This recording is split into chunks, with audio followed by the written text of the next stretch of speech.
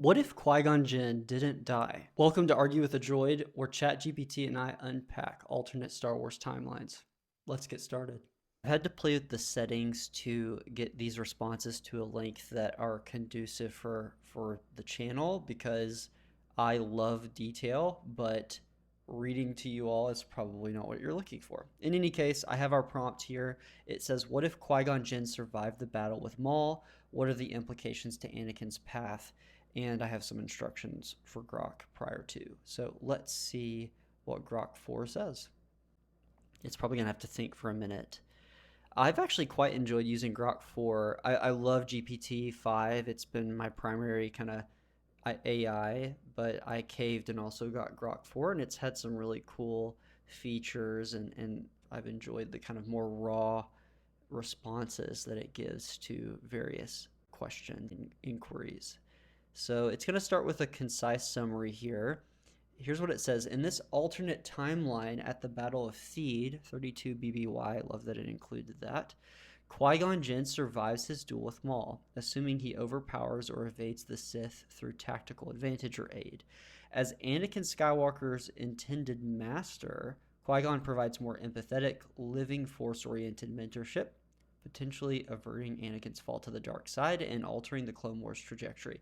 I think this is the big debate that's kind of raging in the Star Wars community. I mean, someone mentioned it on a prior video.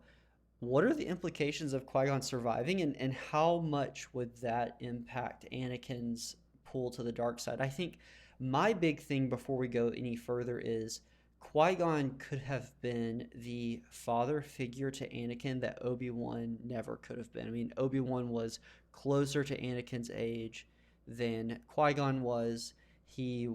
Obi-Wan is like the ideal Jedi, at least according to the code as it existed then.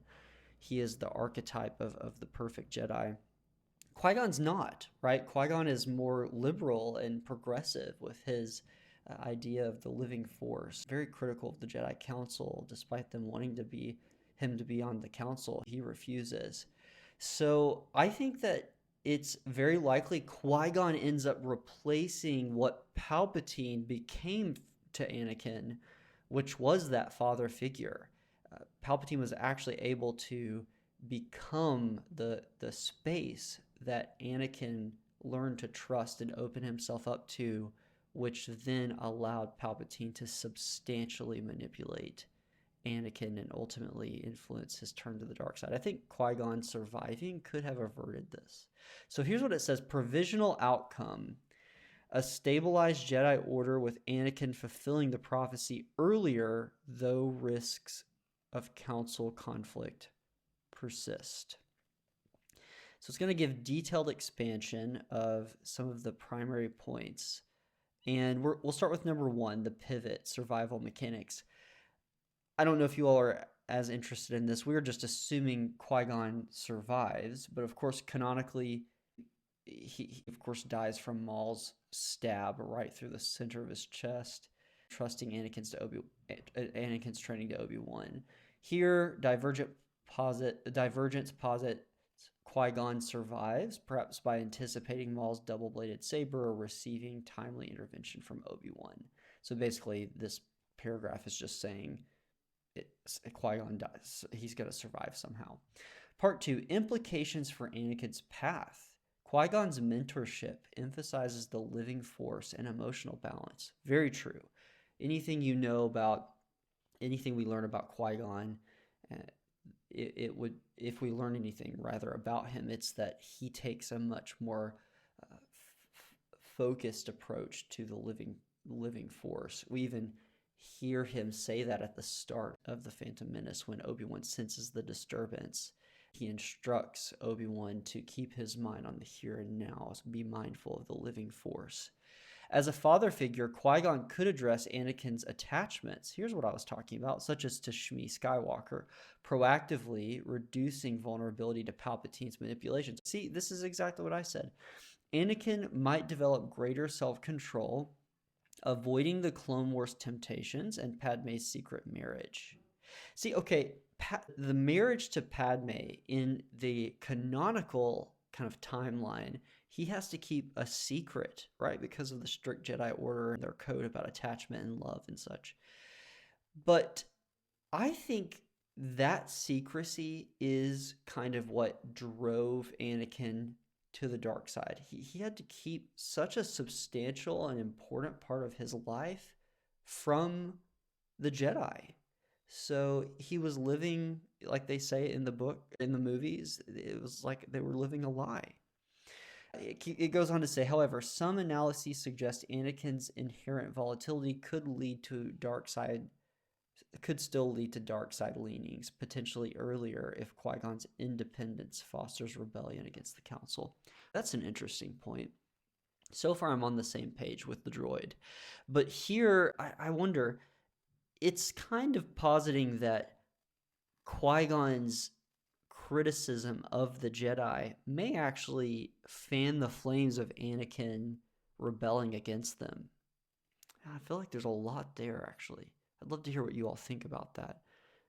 For me, I think Anakin having a safer space to be open and seen would probably help lean him more toward a sense of stability, having that confidant who is also a Jedi, right? He didn't have that. So if he had a father figure who was also a Jedi, but had a more flexible approach, I think it would actually lean him away from the dark side. So let me know what you think about that. Let's finish it out. Broader galactic repercussions. Short term, the Jedi Council faces internal tension, with Qui-Gon possibly going rogue during the Clone Wars, influencing Anakin toward independent actions. Interesting. Qui-Gon possibly going rogue. Be cool if he became a kind of like a gray Jedi of sorts, right? Palpatine's schemes falter without Anakin's easy corruption delaying Order 66. Medium term, a non-fallen Anakin aids in exposing Sidious, shortening the wars, and preventing the Empire's rise.